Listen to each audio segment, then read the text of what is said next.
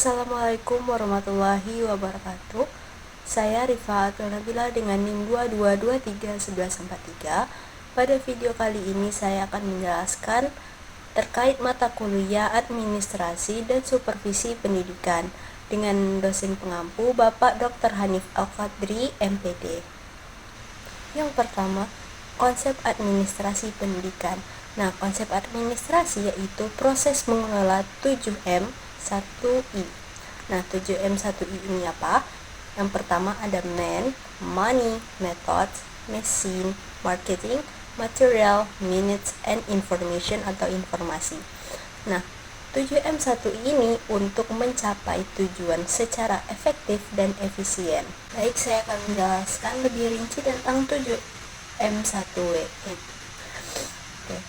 Baiklah, saya akan menjelaskan secara rinci 7M 1I ini. Yang pertama, man, yaitu sebuah lembaga ataupun organisasi yang tentunya ada manusia atau orang di dalamnya. Nah, para manusia ini pun pasti akan memiliki tujuan yang sama, yaitu menjunjung tinggi organisasi ataupun lembaga yang ditempatinya. Yang kedua, money ataupun uang yang biasa kita kenal ini pasti sangat ada dampak baik ataupun dampak buruknya. Nah, money ini bisa membuat orang berubah yang ketikanya baik menjadi jahat, yaitu yang banyak kita ketahui banyak kasus tentang korupsi. Yang ketiga yaitu metode.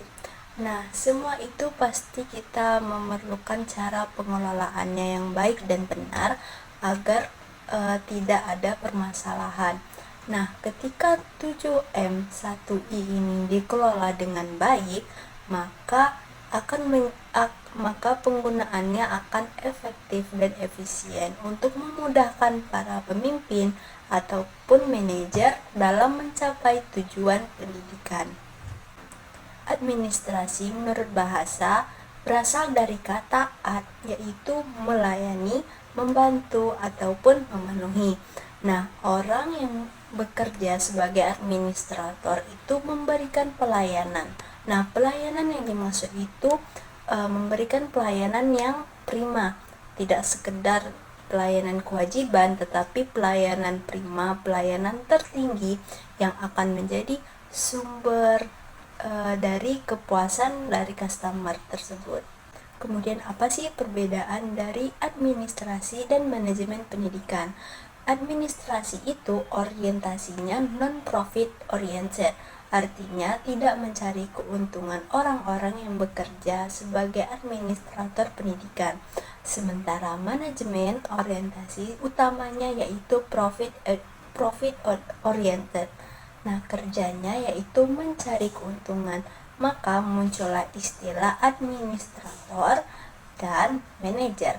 Administrator itu leader dan manajer itu bos. Adapun tujuan dan manfaat dari administrasi pendidikan yaitu pertama, terwujudnya proses belajar mengajar yang bermakna. Yang kedua, peserta didik yang aktif mengembangkan dirinya.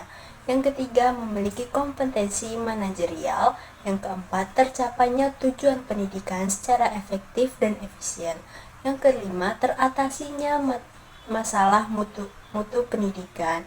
Nah, yang keenam, perencanaan pendidikan bermutu dan relevan. Dan terakhir, meningkatnya citra positif pendidikan. Kemudian, profesi. Nah, secara etimologi, istilah profesi ini diambil dari kata bahasa Inggris yaitu profession, yang artinya mengakui.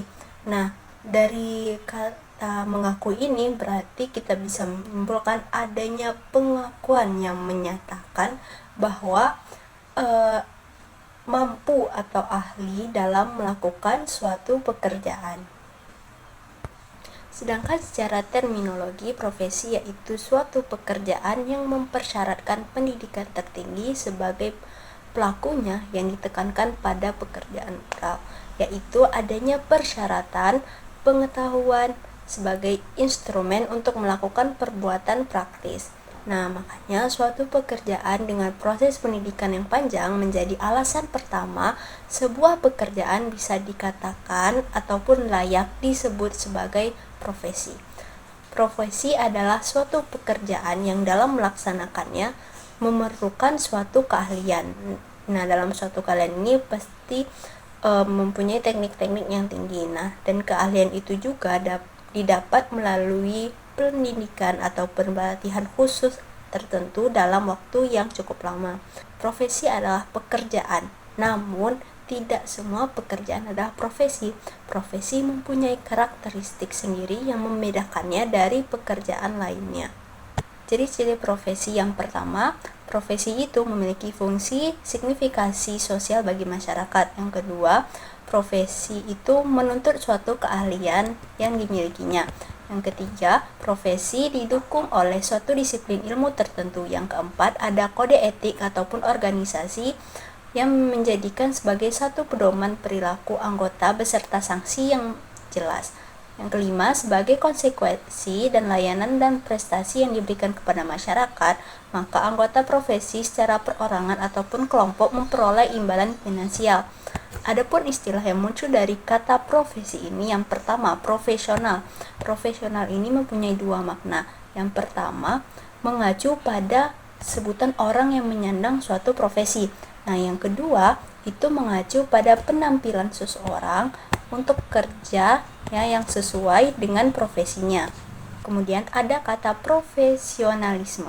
Nah, profesionalisme ini sebutan untuk mengacu pada sikap mental dalam bentuk komitmen dari para anggota suatu profesi untuk senantiasa mewujudkan meningkatkan profesionalnya.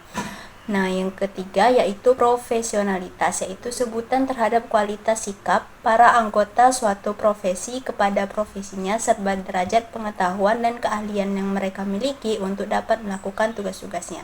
Sekian video dari saya. Bila ada salah kata, saya ucapkan mohon maaf. Assalamualaikum warahmatullahi wabarakatuh.